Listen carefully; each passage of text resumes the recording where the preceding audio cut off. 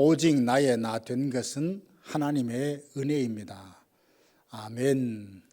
오늘 하루도 우리를 향한 하나님의 사랑을 힘입어서 모든 일을 넉넉히 감당하시기를 주님의 이름으로 축복합니다. 이 시간 다 함께 사도신경으로 우리의 신앙을 고백합니다. 나는 전능하신 아버지 하나님 천지의 창조주를 믿습니다. 나는 그의 유일하신 아들 우리 주 예수 그리스도를 믿습니다. 그는 성령으로 잉태되어 동정녀 마리아에게서 나시고 본디오 빌라도에게 고난을 받아 십자가에 못 박혀 죽으시고 장사된 지 사흘 만에 죽은 자 가운데서 다시 살아나셨으며 하늘에 오르시어 전능하신 아버지 하나님 우편에 앉아 계시다가 거기로부터 살아있는 자와 죽은 자를 심판하러 오십니다. 나는 성령을 믿으며 거룩한 공교회와 성도의 교제와 죄를 용서받는 것과 몸의 부활과 영생을 믿습니다. 아멘. 하나님의 말씀은 디모데후서 2장 1절에서 6절 말씀입니다. 내 아들아, 그러므로 너는 그리스도 예수 안에 있는 은혜 가운데서 강하고 또 내가 많은 증인 앞에서 내게 들은 바를 충성된 사람들에게 부탁하라. 그들이 또 다른 사람들을 가르칠 수 있으리라. 너는 그리스도 예수의 좋은 병사로 나와 함께 고난을 받으라. 병사로 복무하는 자는 자기 생활에 얽매이는 자가 하나도 없나니 이는 병사로 모집한 자를 기쁘게 하려 함이라. 경기하는 자가 법대로 경기하지 아니하면 승리자의 관을 얻지 못할 것이며 수고하는 농부가 곡식을 먼저 받는 것이 마땅하니라. 아멘. 아무런 어려움 없이 순항하는 배처럼 어떤 어려움이나 고난도 겪지 않는 인생이 있습니다. 그런가 하면 수많은 역경과 고난을 겪는 인생도 있죠.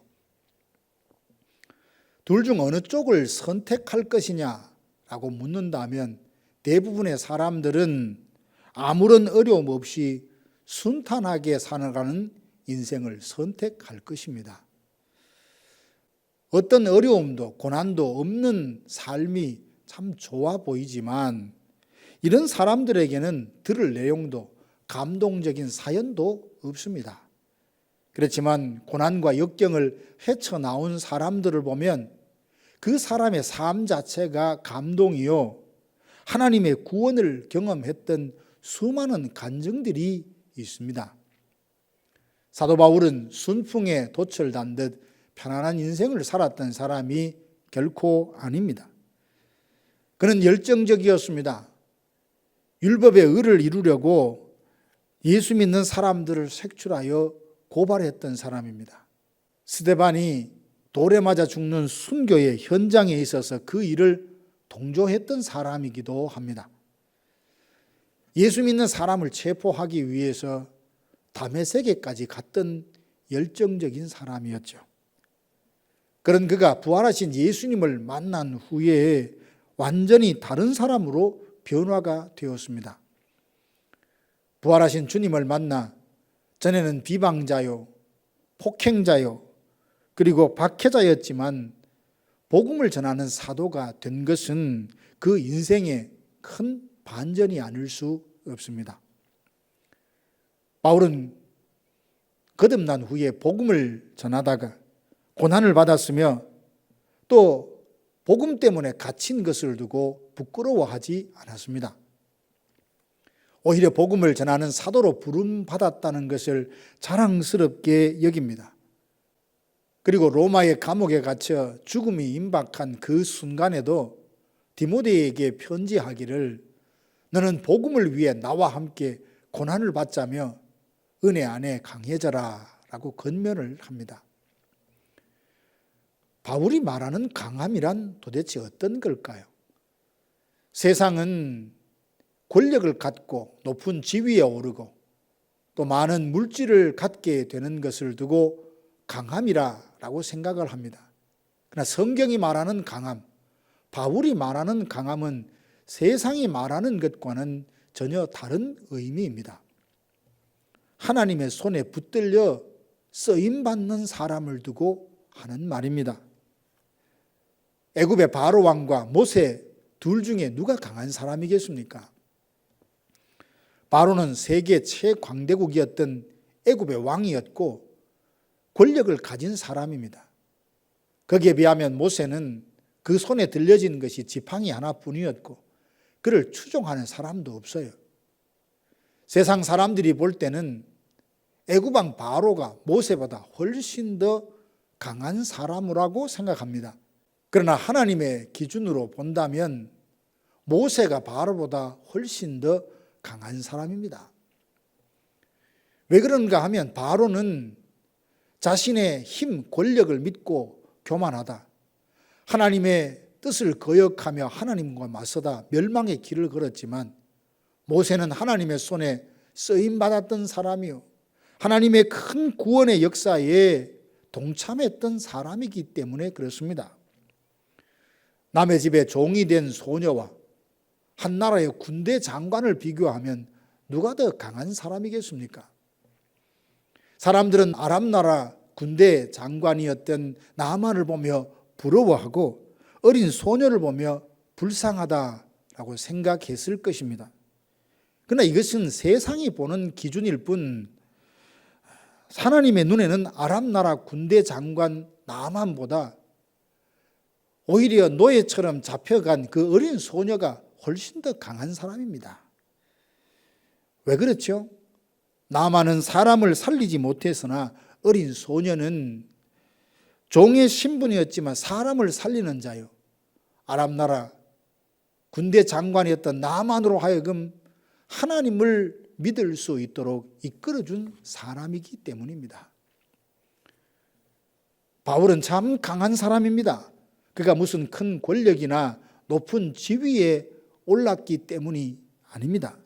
바울은 복음 때문에 수많은 고난과 역경을 겪었으면서도 하나님의 손에 붙들려서 땅끝까지 이르러 복음을 전하는 자로 쓰임받았기 때문입니다. 세상이 부러워하는 강한 자는 스스로 교만하여 결국 멸망에 이르게 되지만 하나님이 인정하시는 강한 자는 하나님께 쓰임받고 칭찬과 상급을 받고 하나님 나라에 들어가 영원한 안식을 누리게 되니 누가 더 강한 자겠습니까? 바라기는 하나님의 손에 붙들려서 주님의 뜻을 이루고 하나님 나라를 확장하는 일에 쓰임받는 주 앞에 큰 자, 주님이 보시기에 진정 강한 자로 살아가는 성도들 되시기를 주님의 이름으로 축원합니다. 우리가 강한 자가 되기를 소망하는 이유가 무엇입니까?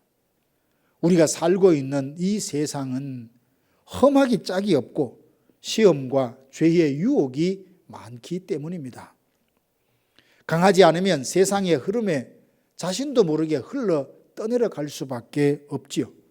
주님의 손에 붙들리지 않으면 시험에 빠지고 죄의 유혹에 넘어져서 하나님의 영광을 가리우는 행동을 하게 됩니다. 그러면 강하기를 원한다 하지만 모두가 강하게 되는 것은 아니잖아요. 그러면 어떻게 하면 약한 우리들이 강한 자로 거듭날 수 있을까요? 오늘 2장 1절에 말씀하는 대로 예수 그리스도의 은혜 안에 있을 때 우리는 강할 수 있습니다. 은혜 안에 머문다는 것이 무슨 말일까요? 나는 죄인 중에 괴수요, 도무지 하나님 앞에 설 수 없는 죄인이요, 하나님의 능력이 아니고는 구원의 소망을 가질 수 없다는 비참한 자신의 존재, 그리고 예수 그리스도를 통해서 구속해 주시고 하나님의 자녀 삼아 주셨다는 감사와 겸손함으로 날마다 살아가는 것이 은혜 안에 머무는 것입니다. 하나님 앞에서 아무런 공로가 없고 주님께 기쁨이 되지 못하는 생각, 말, 행동을 하며 사는 나를 충성되이 여겨서 귀한 직분을 맡겨주셨다는 사실에 감사함으로 그리고 겸손함으로 내게 주신 은혜에 조금이라도 보답하고자 하는 마음에 주님을 위해 수고하고 섬기며 살아가는 삶이 은혜 안에 머무는 것입니다. 누구든지 은혜 안에 있을 때 강해집니다. 능히 자기 십자가를 지고 자기를 부인하며 주님 가신 그 길을 뒤따라갈 수 있는 용기와 힘을 얻게 되고, 어떻게 하든지 나를 통해 그리스도를 존귀케 하려고 힘쓰며 살아갑니다. 은혜로 강해지면 군인처럼 순종하게 되고, 운동 선수처럼 부단히 자기를 연단하는 일에 훈련에 힘쓰며 농부처럼 씨를 뿌리고 열매를 기다리며 살아갑니다. 사랑하는 성도 여러분, 약함으로 작은 바람과 유혹에도 넘어지고 무기력하게 살아가고 있습니까? 예수 그리스도의 은혜 안에 있으면 우리의 약함도 강함이 될 수 있습니다. 나의 약함을 인정하고 주님께 모든 것을 맡겨 드린다면 주님은 우리를 강하게 해 주실 것을 믿습니다. 우리에겐 아직 가야 할 길이 남아 있습니다. 세상은 험한데 이루어야 될 사명이 남아 있으니 약해지지 마시고 하나님의 은혜 안에서 날마다 더 강해지시기를 소망합니다. 비록 인생에 비바람이 몰아쳐 넘어졌다 하더라도 십자가를 통해서 보여주신 하나님의 사랑을 힘입어서 다시 일어나십시다. 그래서 우리가 경험한 하나님의 능하신 손길과 구원의 은총을 주변 사람들에게 전하여 그 은혜를 끼치며 살아가는 성도들 되시기를 주님의 이름으로 축원합니다. 다 함께 기도하겠습니다. 지금은 우리 구주 예수 그리스도의 은혜와 하나님 아버지의 크고 놀라우신 사랑하심과 성령의 위로교통 충만케 하심이 비록 자신에게 약함이 있다 할지라도 하나님의 은혜 안에서 점점 강하여져서 우리에게 맡겨준 사명을 넉넉히 감당하여 주님께 기쁨이 되는 삶을 살기를 소망하는 사랑하는 성도들 머리 위에 이제로부터 영원토록 함께 있을지어다. 아멘.